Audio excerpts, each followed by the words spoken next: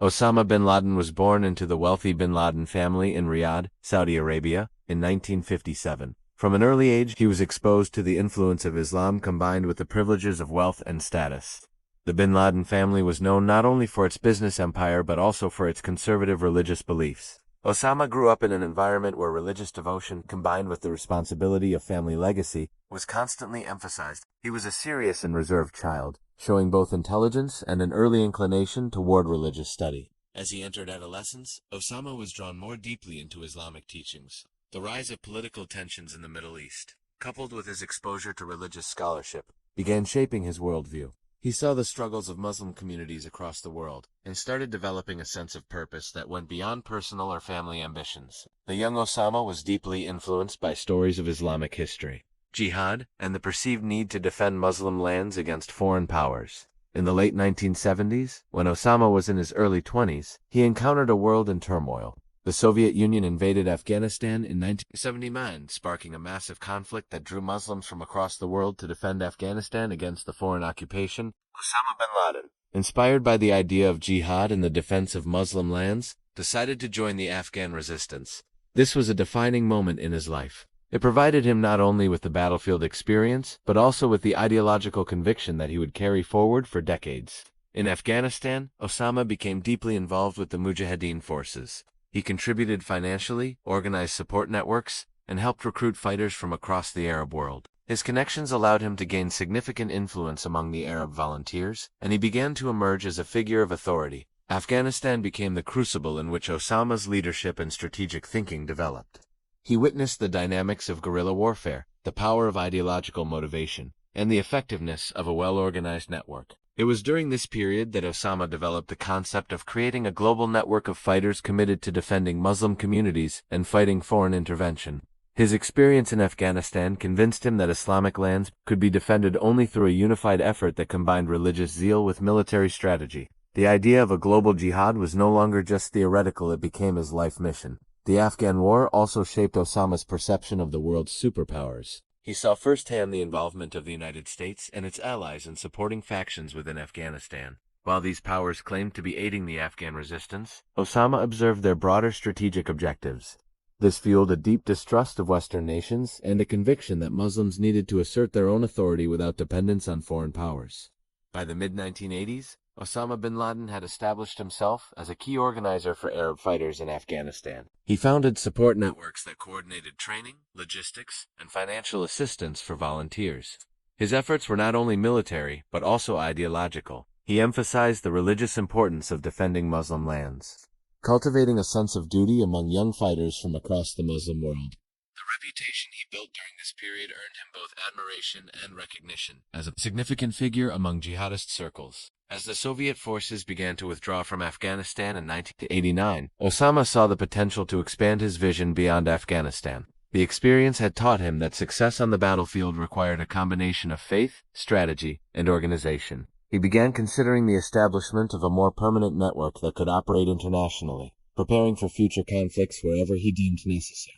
The lessons of Afghanistan, both victories and failures, shaped the foundation of what would later become Al-Qaeda. Osama's ideological framework was now clear. Muslims must defend their lands independently. Foreign powers should be resisted, and a global network of committed fighters should be organized to achieve these objectives. Afghanistan had been the proving ground, and now he envisioned a worldwide movement. This period also marked the beginning of his transition from a regional figure into an international leader with ambitions that would eventually challenge the world order. By the early 1990s, Osama bin Laden returned to Saudi Arabia. However, his experiences in Afghanistan had changed him profoundly. He no longer saw himself merely as a wealthy Saudi businessman or a religiously devout individual. He viewed himself as a custodian of a global mission. The contrast between the conflict he had experienced in Afghanistan and the life of comfort in Saudi Arabia was striking. He began voicing his dissatisfaction with the Saudi government's policies, particularly its alliance with the United States and the presence of American troops on Saudi soil during the Gulf War. Osama's warnings to the Saudi authorities were largely ignored. He argued that relying on foreign powers for protection was a betrayal of Muslim lands. This ideological conflict marked the beginning of his divergence from the Saudi establishment. Frustrated with the lack of response, and fearing that his message would be diluted, Osama eventually left Saudi Arabia in the early 1990s, seeking a base where he could freely pursue his mission. This search for a base eventually led him to Sudan, where he found a government willing to provide support and protection. In Sudan, Osama established logistical networks, businesses, and training camps under the guise of charitable and commercial activities. This period allowed him to consolidate resources, recruit followers, and develop the organizational framework that would later form the core of Al-Qaeda. Sudan provided both a physical and ideological space in which Osama could expand his global vision. During his time in Sudan, Osama also developed contacts across multiple regions, including the Middle East, North Africa, and South Asia. He understood the importance of financial networks, political connections, and recruitment channels in sustaining a global jihadist movement.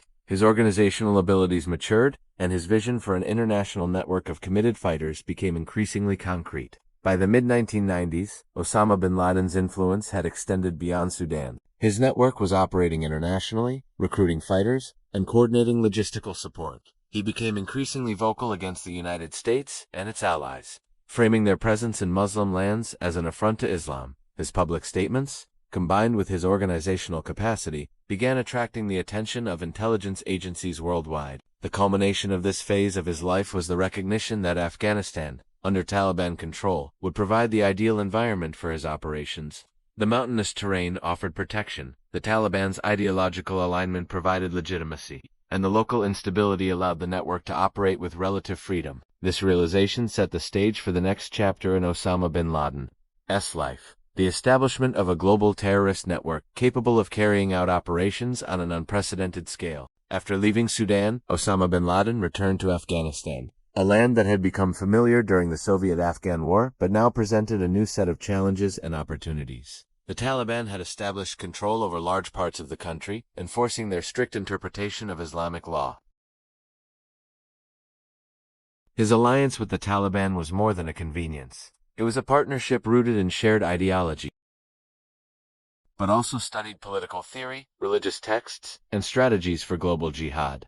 Osama emphasized that their mission was both spiritual and practical. Defending Muslim lands was a religious obligation, and operational success was essential to demonstrate that Muslims could challenge the most powerful nations on earth.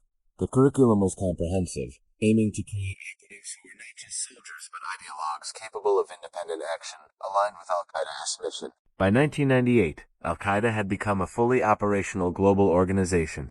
Osama had established cells in North Africa, the Middle East, South Asia, and even Europe.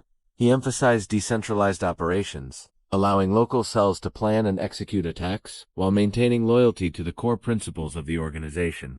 This structure made Al-Qaeda resilient and difficult to dismantle. Each cell was trained, funded, and guided to carry out attacks that aligned with Osama's vision, but without requiring his constant oversight. During this period, the United States and Western intelligence agencies began to take notice. Reports of training camps, fundraising networks, and recruitment efforts painted a picture of a highly organized global network. However, Osama was careful to maintain secrecy. Communications were coded, movements were discreet, and only the most trusted individuals had access to critical information. The lessons of Sudan had taught him that operational security was vital for survival and success. In 1998, Al-Qaeda carried out simultaneous attacks on U.S. embassies in Kenya and Tanzania. These bombings killed hundreds and injured thousands, marking a significant escalation in the organization's global operations. Osama publicly claimed responsibility, framing the attacks as a defensive response to American interference in Muslim lands. He issued statements and videos outlining his ideology, portraying Al-Qaeda as a protector of Islam and a challenger to Western domination. This marked the first time his network had executed coordinated attacks on the world stage, demonstrating both reach and capability. The embassy attacks drew immediate international condemnation and heightened the U.S. focus on Osama and Al-Qaeda. American and allied intelligence agencies began to track his network more aggressively, analyzing his finances, communications, and training activities. Despite this scrutiny, Osama continued to expand Al-Qaeda's global presence, forging new alliances and strengthening the loyalty of his followers. He understood that visibility carried risk, but also provided ideological and strategic influence. Afghanistan under Taliban protection remained Al-Qaeda's sanctuary. Osama used this time to consolidate power, refine operational tactics, and prepare for even larger attacks. He trained operatives in urban and rural combat, explosives, infiltration, and intelligence gathering. Each training cycle emphasized obedience, religious commitment, and global perspective. ensuring that fighters understood both the strategic and spiritual significance of their actions. Osama's leadership style combined charisma, ideological authority, and meticulous planning. Financially, Al-Qaeda became increasingly sophisticated. Funds were sourced through donations from sympathetic individuals, businesses, and charities, as well as through private investments and informal networks. Osama maintained tight control over financial distribution, ensuring that operations were well-resourced without exposing the organization to unnecessary risk. The combination of strategic planning, ideological training, and financial independence made Al-Qaeda a formidable global network, capable of sustaining long-term operations. The late 1990s also saw Osama addressing the broader Muslim world through speeches and writings. He criticized U.S. foreign policy, the presence of Western troops in Saudi Arabia, and perceived oppression of Muslims worldwide. His rhetoric aimed to unite Muslims under a common cause, encouraging them to support Al-Qaeda ideologically, financially, or operationally. Osama framed his actions as both defensive and necessary, portraying Al-Qaeda as the instrument through which Muslims could assert their power and independence. By 2000, Al-Qaeda was poised for its next major operation, a high-profile attack on the United States itself. Osama selected a team of highly trained operatives, many of whom had trained in Afghanistan under his direct supervision. He communicated their objectives, meticulously reviewed operational plans, and stressed the importance of secrecy, precision, and ideological commitment. The scale of planning reflected Osama's vision, an attack that would capture global attention, challenge American dominance, and demonstrate the reach of a committed jihadist network. In this period, Osama also cultivated his public image as a global jihadist leader. Videos, interviews, and written statements were released strategically to maintain morale among followers and to intimidate adversaries. He emphasized that Al-Qaeda was not just a group of militants, but a movement dedicated to defending Islam, resisting foreign influence, and asserting the rights of Muslims worldwide. His ideology was central to operational planning, ensuring that every action reinforced the broader narrative of global jihad. Osama bin Laden's time in Afghanistan during the late 1990s solidified both his personal authority and Al-Qaeda's operational capabilities. He had transformed from a regional figure into a global leader, creating a network that could carry out complex, coordinated attacks across multiple continents. His combination of ideological leadership, strategic planning, and operational oversight made him one of the most significant figures in modern geopolitical history. By the end of this period, Al-Qaeda was recognized as a global terrorist organization, and Osama as its undisputed leader. His ability to unite fighters, manage complex operations, and maintain ideological cohesion across continents demonstrated a level of organizational skill rarely seen in non-state actors. The stage was set for the events of the early 2000s, which would dramatically alter global politics and security. By late 2000, Osama bin Laden and Al-Qaeda were preparing for a transformative operation that would elevate their presence onto the global stage. Afghanistan, under Taliban control, had become the perfect base of operations. The mountainous terrain, remote villages, and ideological alignment with the Taliban allowed Osama to plan with relative security. His network of operatives had grown more sophisticated, and Osama emphasized the importance of operational secrecy and meticulous preparation. Every detail, from training schedules to financial transactions, was carefully coordinated to ensure success and minimize exposure. During this period, Osama's ideological influence continued to expand. His speeches, messages, and communiques were reaching millions of Muslims worldwide. He portrayed Al-Qaeda not merely as a militant organization, but as a global defender of Islam against Western domination. He framed their operations as a defensive response to perceived aggression, aiming to unite Muslims under a common purpose. This ideological reinforcement ensured loyalty among followers and created a sense of mission that transcended geographic boundaries. Osama meticulously selected operatives for upcoming operations, ensuring that each individual was trained both militarily and ideologically. The training was intense. Operatives learned marksmanship, explosives handling, tactical coordination, and infiltration techniques. Alongside these practical skills, they were immersed in religious studies and strategic planning to understand the broader significance of their mission. Osama stressed that each action taken by his operatives must serve the greater goal of challenging Western powers and defending Muslim lands. Financial networks supporting Al-Qaeda became increasingly sophisticated. Donations, businesses, charitable fronts, and informal networks across multiple continents were used to fund training camps, operations, and logistical support. Osama personally oversaw the management of these resources, ensuring that every dollar contributed directly to the mission. This financial independence made the organization resilient and allowed it to plan long-term.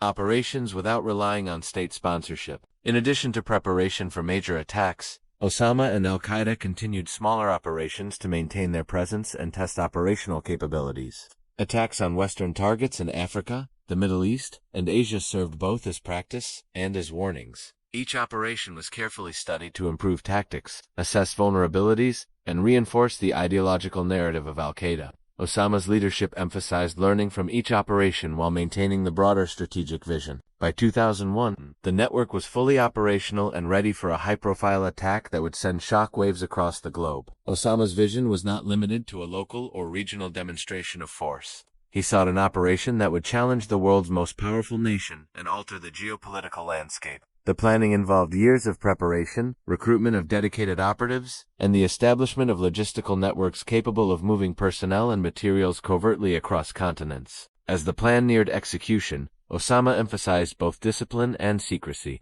Operatives were isolated from unnecessary exposure, communication channels were encrypted, and contingency plans were developed. Each participant was indoctrinated to understand the ideological importance of their mission.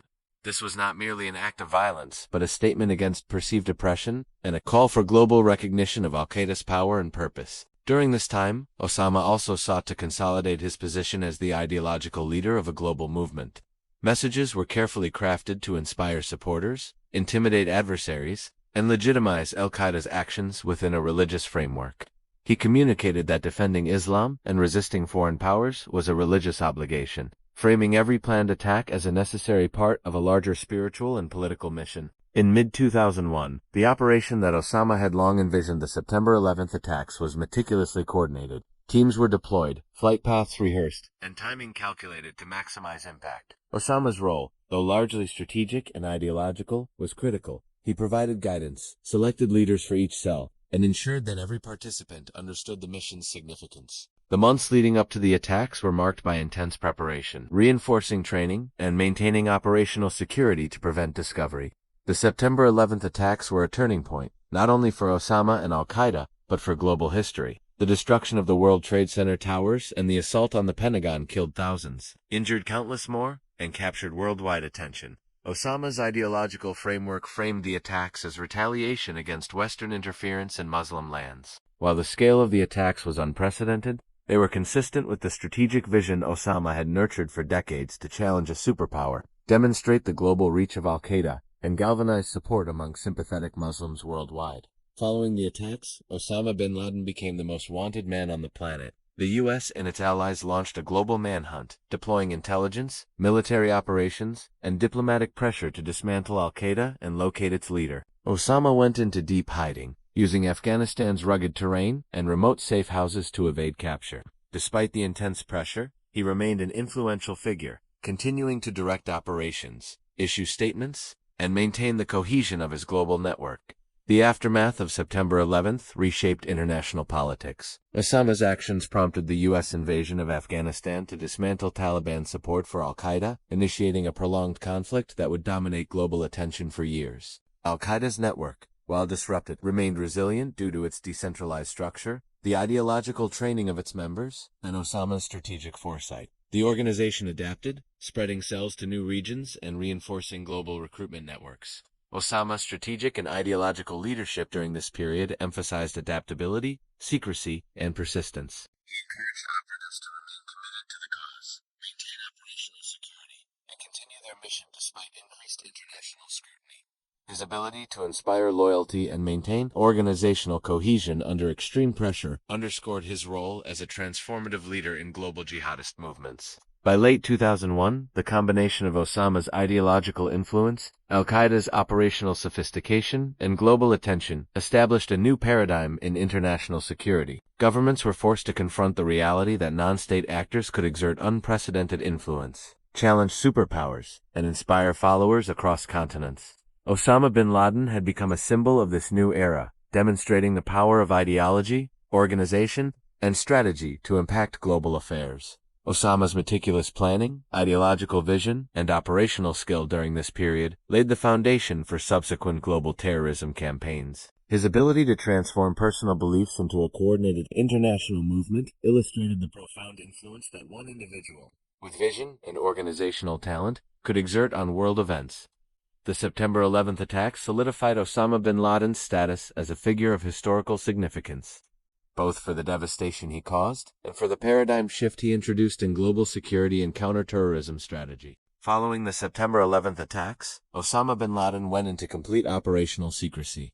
Afghanistan, with its rugged mountains and Taliban-controlled regions, became his sanctuary, though constant U.S. and Allied pressure made every movement risky. Osama relied on a network of loyal operatives who were trained, disciplined, and deeply committed to his ideology. The central principle he emphasized was that the mission transcended the individual. Every action, plan, and operation had to serve the greater purpose of Al-Qaeda's global objectives. The global response to the 9/11 attacks significantly changed Osama's strategy. The United States launched Operation Enduring Freedom in Afghanistan, targeting both Al-Qaeda and Taliban infrastructure. Airstrikes, raids, and intelligence operations created an environment of constant threat. Osama adapted by decentralizing operations further, dispersing leaders, relocating training camps, and ensuring that communication lines were encrypted and compartmentalized.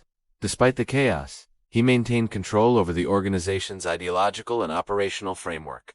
During this period, Osama continued to issue statements and messages to inspire and guide his followers. These messages often contained religious justification for Al-Qaeda's actions, warnings to Western powers, and encouragement to Muslims worldwide to resist foreign influence. He used video and audio recordings strategically, understanding that global media attention could amplify his ideological reach. Even while in hiding, his words influenced recruitment, radicalization, and operational planning across multiple continents. The U.S.-led invasion of Afghanistan forced Osama to adopt extreme secrecy. Safe houses in remote mountainous regions and mobile shelters became essential for survival. Taliban support remained crucial as they provided protection and logistical aid. Osama also increasingly relied on trusted lieutenants to oversee operations, train new recruits, and manage regional cells. He maintained strategic oversight while minimizing personal exposure, demonstrating a highly disciplined operational approach under extreme pressure. Al-Qaeda continued to expand its influence globally during this period. Cells were established in North Africa, the Middle East, South Asia, and Southeast Asia, each functioning semi-independently but aligned ideologically with Osama's vision. He emphasized ideological indoctrination alongside tactical training, ensuring that even geographically distant operatives adhered to Al-Qaeda's principles. This decentralized model made the organization resilient against counterterrorism efforts and allowed operations to continue despite intense international scrutiny. Osama's financial networks also evolved. Donations, charities, and front businesses were used to support operations and sustain operatives. The organization increasingly relied on informal and covert channels to transfer funds, making it difficult for international authorities to trace resources.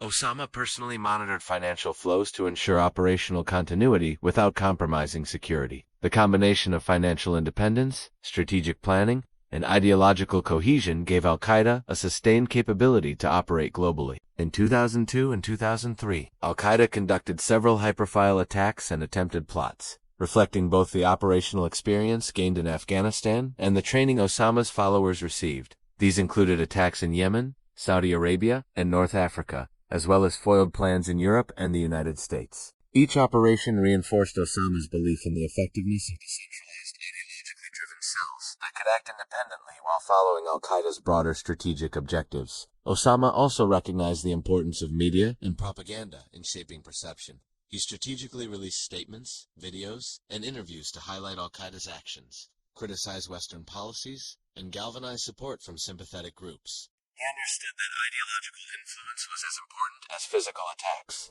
Global perception could legitimize Al-Qaeda in the eyes of potential recruits and challenge the moral authority of Western powers. The mid-2000s were marked by intense counterterrorism pressure. U.S. drone strikes, intelligence operations, and regional military campaigns aimed to eliminate Al-Qaeda leadership and disrupt networks. Despite these efforts, Osama's leadership style and the organization's decentralized structure allowed Al-Qaeda to survive and adapt. His insistence on compartmentalization, operational secrecy, and ideological cohesion ensured the organization's persistence even under severe threat. During this time, Osama began preparing the next generation of leaders within Al-Qaeda. He identified and mentored key operatives to maintain continuity of command and operational expertise. Training included not only tactical skills, but also ideological education, financial management, and strategic thinking.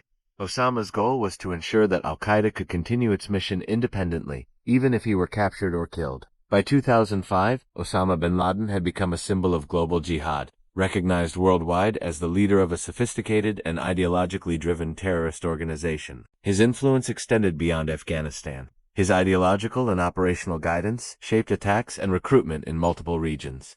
Even while in hiding, he continued to inspire, direct, and manage Al-Qaeda's global network.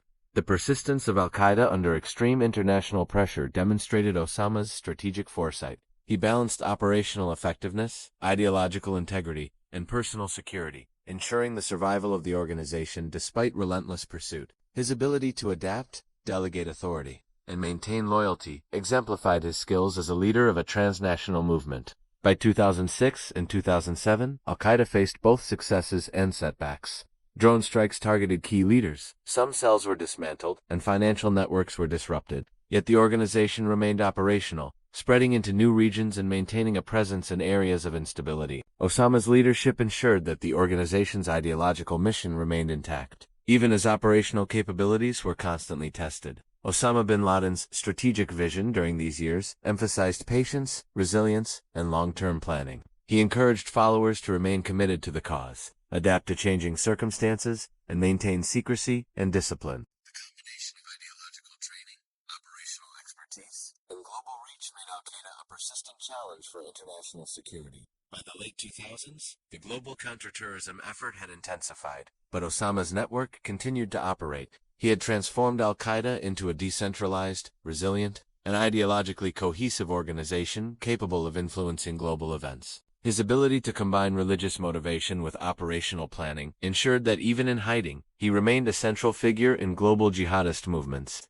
This period highlighted Osama bin Laden's evolution from a regional militant leader into a global strategist and ideological icon. His leadership, vision, and organizational skills allowed Al-Qaeda to endure despite unprecedented pressure, setting the stage for the final chapters of his life and the enduring legacy of his network. By 2008, Osama bin Laden had fully entrenched himself as the ideological and operational leader of a global terrorist network. Despite increased U.S. and allied military operations in Afghanistan and Pakistan, he managed to maintain a level of operational security that allowed Al-Qaeda to continue functioning. His network had adapted to intense scrutiny, relying on compartmentalization, encrypted communications, and a decentralized structure that limited exposure and maximized resilience. Osama's focus during this period was both strategic and ideological. He understood that the survival of Al-Qaeda depended not only on evading capture but also on sustaining recruitment, financial support, and global influence. He prioritized the training of new operatives, the establishment of safe houses in remote regions, and the strengthening of financial networks to ensure the organization's continued capacity to operate. Al-Qaeda had now evolved into a multifaceted network with cells operating independently but guided by Osama's overarching vision. His messages to the Muslim world became increasingly sophisticated. Osama used video statements and online communications to articulate grievances against Western powers, emphasize the importance of defending Muslim lands, and inspire followers to remain loyal to the cause. He framed Al-Qaeda as the vanguard of a global struggle, portraying its actions as both necessary and divinely sanctioned. The combination of ideological narrative and operational prowess made him a formidable figure in global terrorism, influencing both sympathetic and adversarial audiences worldwide. During this period, Osama bin Laden emphasized operational adaptability. He instructed regional leaders to adjust tactics based on local conditions, utilize unconventional methods, and maintain secrecy. Training camps in Afghanistan and Pakistan continued to produce highly skilled operatives, capable of executing both small-scale and high-profile attacks. Osama stressed that each operation, no matter its size, contributed to the broader strategic goal of challenging Western influence and advancing the global jihadist mission. Financially, Al-Qaeda had developed sophisticated channels to fund operations. Donations from sympathetic individuals, charitable organizations, and businesses were routed through complex networks to support training, logistics, and operational planning. Osama personally oversaw the allocation of resources, ensuring that funds were directed efficiently and securely. This financial independence allowed the organization to continue operating even as international authorities intensified efforts to disrupt its funding. Al-Qaeda's operations during this period included attacks in multiple regions, illustrating the network's global reach. Coordinated efforts in the Middle East, North Africa, and South Asia demonstrated the effectiveness of Osama's decentralized strategy. Even under extreme pressure, Al-Qaeda continued to recruit, train, and deploy operatives, showing remarkable resilience. Osama's ability to maintain control over such a dispersed network highlighted his leadership and strategic planning capabilities. Osama also recognized the importance of symbolic acts in shaping global perception. Major attacks were designed to generate maximum attention, demonstrating the organization's reach and resolve. Smaller operations reinforced local influence and served as training exercises for new operatives. Osama's vision combined practical military objectives with psychological impact, understanding that perception could be as powerful as physical outcomes. Throughout this period, the U.S. and its allies intensified counterterrorism efforts. Drone strikes, special operations, and intelligence missions targeted Al-Qaeda leadership and infrastructure. Despite these efforts, Osama's emphasis on compartmentalization, mobility, and ideological cohesion allowed the network to survive. He relied heavily on trusted lieutenants to manage regional cells, ensuring that even if one part of the organization was disrupted, others could continue operating independently. The late 2000s also saw Osama reinforcing the ideological framework of Al-Qaeda. He emphasized the importance of patience, resilience, and unwavering commitment. Operatives were reminded that their actions were part of a larger long-term struggle against powerful adversaries. Osama's teachings blended religious justification with strategic guidance, ensuring that Al-Qaeda members understood both the spiritual and practical significance of their mission. By 2009, Osama bin Laden's influence extended well beyond Afghanistan and Pakistan. Al-Qaeda had established a presence in regions of instability, leveraging local conflicts to expand its network. He encouraged alliances with other militant groups, provided ideological guidance, and ensured that operations were coordinated to avoid overlap while maximizing impact. This period demonstrated Osama's ability to integrate multiple networks into a coherent global strategy. Despite the increasing pressure from U.S. drone strikes and intelligence operations, Osama's leadership style ensured continuity. He remained an inspirational figure, issuing statements that encouraged continued dedication and reinforced Al-Qaeda's ideological principles. His ability to communicate strategically while maintaining operational secrecy made him one of the most elusive and influential figures in global security. Throughout 2010, Al-Qaeda's network remained active. Osama continued to mentor the next generation of leaders, emphasizing the need for both operational skill and ideological fidelity. He encouraged regional autonomy within the network, allowing leaders to adapt to local conditions while adhering to the broader strategic vision. This balance of decentralization and cohesion ensured that Al-Qaeda remained resilient despite constant international pressure. The organization's continued activity during this period highlighted the enduring effectiveness of Osama's strategies. By combining ideological indoctrination, tactical training, financial independence, and strategic planning, he created a network capable of surviving and adapting in an increasingly hostile environment. His approach demonstrated an advanced understanding of organizational dynamics, global influence, and the importance of maintaining morale and loyalty among followers.